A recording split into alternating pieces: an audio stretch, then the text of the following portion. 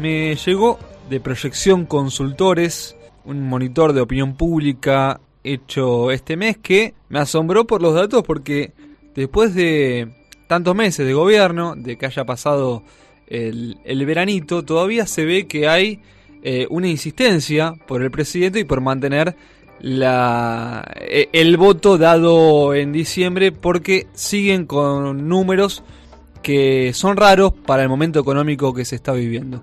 Manuel Zunino es parte de esta consultora y está en comunicación con nosotros. Manu, mi nombre es Rodrigo Marcogliese, ¿cómo andás?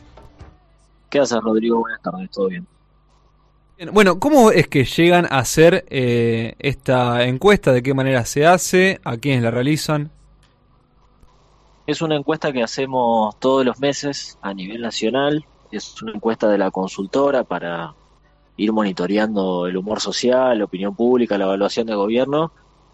Se hace de manera digital, son nuevas metodologías de recolección de datos que ya están probadas. Nosotros fuimos de las primeras consultoras que laburamos de esta manera. En 2017 empezamos, ya pasamos por varias elecciones, pudimos testear la metodología y tiene confiabilidad, así que seguimos trabajando de esta manera, que es lo que nos genera una forma más ágil de poder relevar el humor social. Hay algunas cuestiones, que tienen que ver, por ejemplo, con quién cree, según los encuestados, quiénes cree que es el principal responsable de los problemas económicos que tenemos, y un 62,8 sigue marcando el gobierno de Alberto Fernández. Recién un 38,7 lo marca a Javier Gerardo Milei como el culpable con sus políticas del momento que vivimos, después de que se han realizado reformas casi estructurales, con un decreto, necesidad de urgencia, muy importantes, digamos, y que esta crisis se le siga machacando al gobierno anterior. ¿Por qué pensás que se da? A ver, primero creo que es un dato que nos permite explicar esto que decías al principio en la introducción, que es que a pesar de un contexto socioeconómico muy complicado, Javier Milei siga teniendo niveles de aprobación en torno al 50%, lo que es un número bastante o relativamente alto. Creo que parte de esa explicación tiene que ver con que no lo consideran el principal responsable de la situación y los problemas actuales de la economía, y en cambio lo responsabilizan a Alberto Fernández.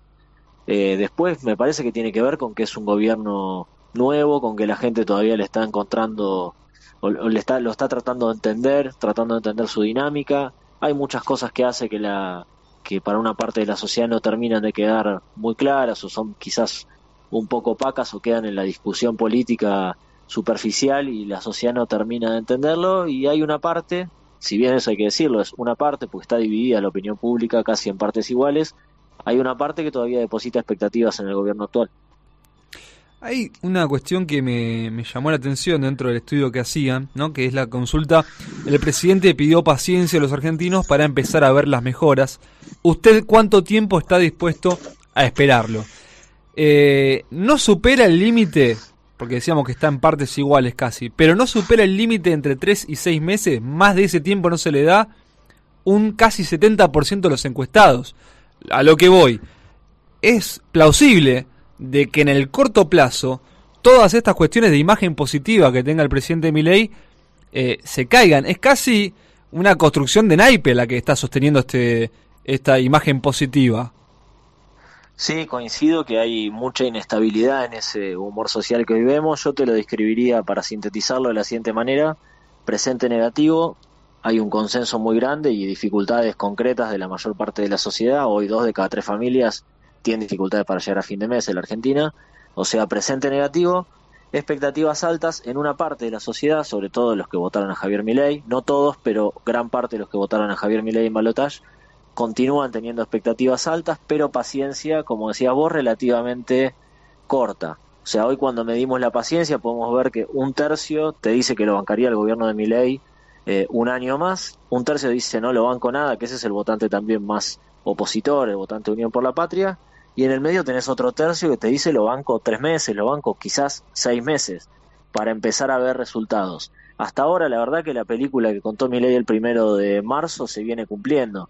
Dijo que marzo iba a ser complicado, abril también y mayo también. El tema es que dijo que en el segundo semestre iba a pasar de ser un drama esa película a ser un poquito más alegre.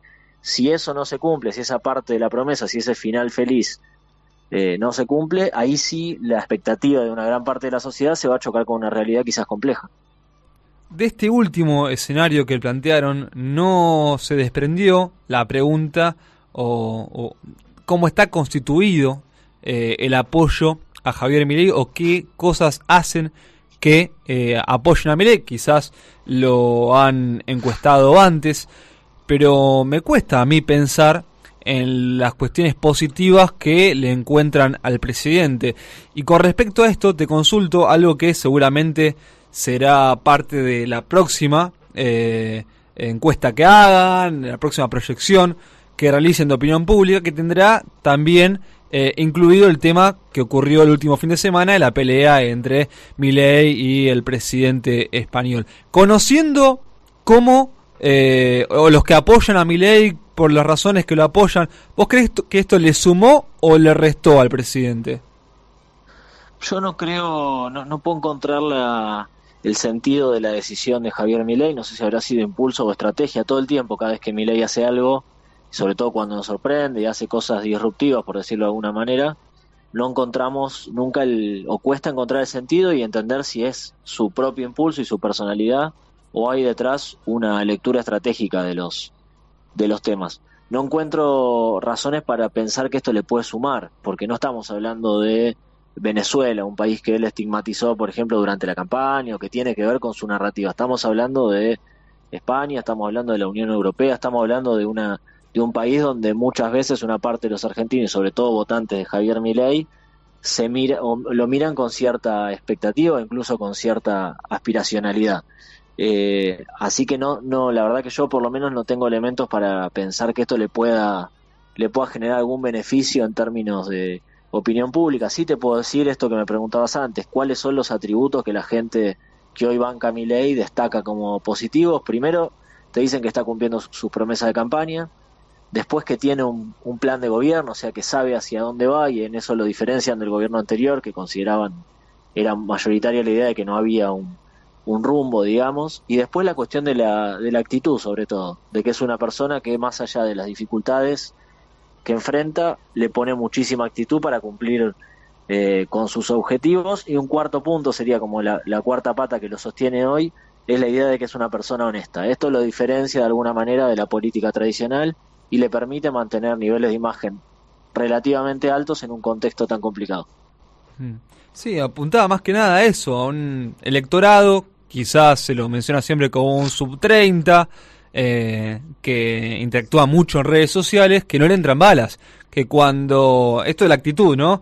El pasen y vean, el otro día cuando estaba hablando con los empresarios en el Alvear, el ir a España y meterse con el presidente, y que tiene apoyo esto en un sector de la sociedad que reivindica todo el tiempo la confrontación. Por eso decía, capaz que le suma a esta cuestión de la pelea, de más que apoyo a Milei, detesto a los otros, ¿no? Una parte del electorado, probablemente, y se puede leer mucho por Twitter. También es verdad que no siempre lo que se tuitea es lo que piensan.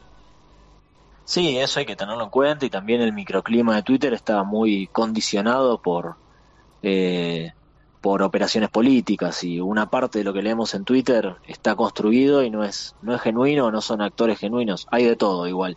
Yo no leería solamente la realidad por lo que vemos en Twitter. Es cierto que le valoran a Milei, si lo pensamos así como metamensaje, esto de pelearse con quien se le cruce, quizás le valoran a Milei esa actitud, persistencia, ¿no? Y esa actitud y esa persistencia en defender cosas que él cree, con las que quizás una parte de su electorado no está de acuerdo. Esto ya lo vimos en campaña. Muchas veces había ideas que planteaba Milei que sus propios votantes decían, no, con esto no estoy de acuerdo, pero hay otras cosas que pondero y por eso lo termino eligiendo. Así que quizás sea eso lo que termine quedando de alguna manera en la percepción social. El tipo que se corre de los protocolos, que se presenta como una persona común a pesar de ser presidente, y se enfrenta a todo lo que él cree que se tiene enfrentar. Quizás muchos no miden las consecuencias, o algunos sí las miden, pero le perdonan a Javier Milei las consecuencias que pueda generar en términos geopolíticos o de diplomacia nacional, y de alguna manera destacan esta postura y esta actitud de él. No, de la consultora es acerca de dirigentes de la oposición. Para separarlo a grandes rasgos, un tercio dice que el dirigente que debería llevar o ser de referencia en la oposición es Axel Kicillof. Un tercio dice que no hay candidato, y otro tercio se divide entre todos los que quedan de todos los arcos políticos, ¿no? Hay peronistas, hay del PRO, está la izquierda. Bueno, eso es un tercio. Un tercio no sabe y otro tercio dice Axel. ¿Cómo lo ves, Axel? Y yo creo que lo veo como la figura más representativa de la oposición al gobierno de Javier Milei, por varias razones. Una, porque él eligió confrontar con Milei y Milei lo aceptó como adversario, y muchas veces tuvieron diálogos cruzados en la agenda pública, se dijeron cosas, se respondieron, y eso hace que los dos se terminen definiendo en oposición al otro, y en todo caso los referencia a ambos como figuras principales de los dos campos centrales, oficialismo y oposición, por resumirlo. Después lo veo siempre tratando de mostrar una alternativa, una manera distinta de gestionar a Axel Kicillof, siempre tomando como referencia las críticas a Javier Milei, y creo que eso le genera por lo menos un impacto positivo en una parte de la sociedad que lo ve como el líder, digamos, natural de este proceso de oposición dentro de ese votante que no está de acuerdo con lo que plantea el gobierno nacional, de oposición a Javier Milei. Manuel Zunino, sociólogo de la UBA, consultor de proyección, te agradecemos estos minutos en Radio Belgrano, programa de Comunas AM.